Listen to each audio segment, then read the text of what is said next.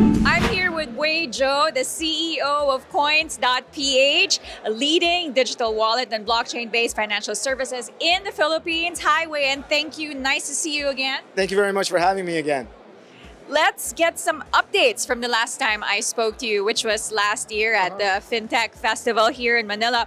What recent trends or developments have you seen in the adoption of blockchain here in the Philippines, especially in the context of financial services?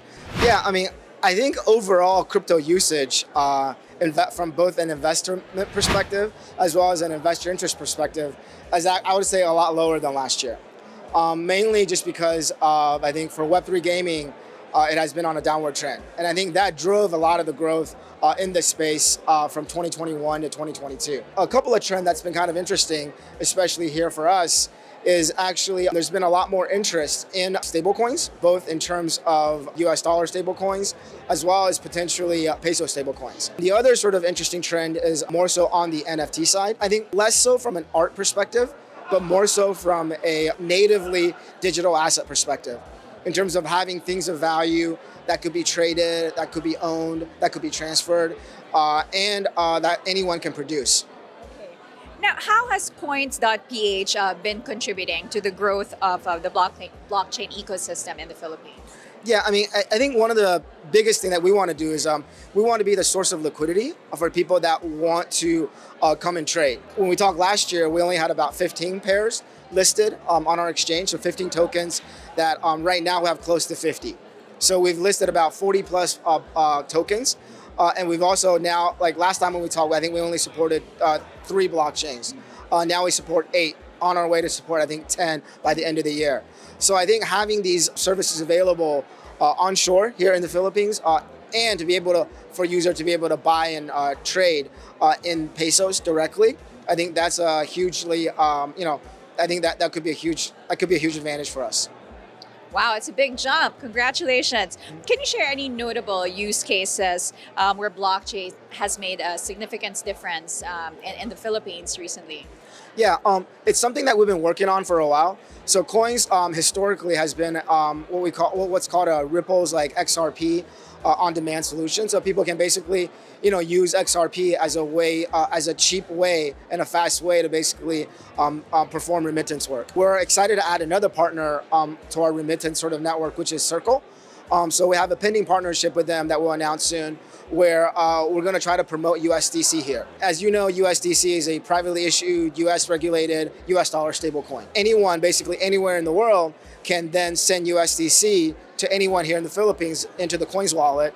And then with Coins, you can actually offboard or convert your USDC into pesos into your Coins wallet. And then you can spend it in your Coins wallet, or you can send it to your bank account or send it to any other wallets like Gcash or Maya. Great. That's awesome. When is that launching?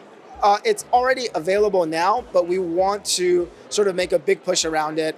And we'll have a lot more marketing campaigns. And we intend to work with a lot of the pawn shops here to basically make USDC as an available currency for them to use as well. Great. So what regulatory challenges or opportunities currently are you seeing that's shaping the blockchain landscape in the Philippines, and how is Coins.ph navigating these challenges or opportunities? Yeah, regulation has been a challenge, I think, for everyone in this space, but I think less so for us, given that we're one of the first licensed VASPs here in the Philippines, and we've been operating, I think, for the last 7 or 8 years now under sort of the direction and regulation of the BSP, which in my mind has been actually one of the more stable and practical regulators for blockchain and for crypto assets here on a global basis.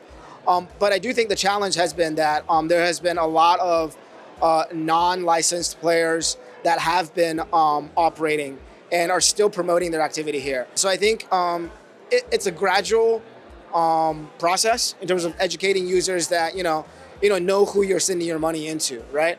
And if you do send money into a place where there's not really anybody or anyone or any regulator that you can interact with, there is a risk, right? As we've seen with FTX last year. So I would encourage everyone to sort of, and I think that mentality is changing, right? I think, like, what is it? Like, fool me once, shame on you. Fool me twice, shame on me. For a lot of users, for everyone, I think we do encourage, it's your money. Like, do protect it. Don't give it to random people, or don't give it to influencers just because they say so, right? So I do think that regulation, but that being said, for us, we do want to be competitive with our product offerings, right? We do want to match a lot of these offshore entities in terms of product offerings. But we need basically permission from the regulators to offer these type of products. And we're working on that. Okay, great. So in terms of education, like you mentioned, what is Coins.ph doing to promote awareness or educating people on blockchain? We have Coins Academy on our website where people can go and read and learn about a lot of the fundamentals of crypto. Another thing that we're doing is what I find is that by bringing, I would say, internationally recognized, blockchains, by supporting them, we're also hoping to bring them and then people that build on those blockchains to come and talk here. And then creating, online seminars, as well as sort of AMAs, to get more people to learn about things. Do you have currently any maybe innovations or partnerships or collaborations coming up in the future that people should be looking forward to? I think one thing that we've been working on is, like I mentioned, I think NFTs is something that everyone is interested in, is we should be able to allow our users to play on the Bitcoin Ordinal network within the next month. So that's something that we do want to, we'll definitely educate people about in terms of what it means to what's the word? Not subscribe, but to basically inscribe on the Bitcoin Ordinal network. Yeah. Right. Well, looking forward to that. That's great. Thanks again for speaking to us, Wei. No problem. Thank you very much for having me.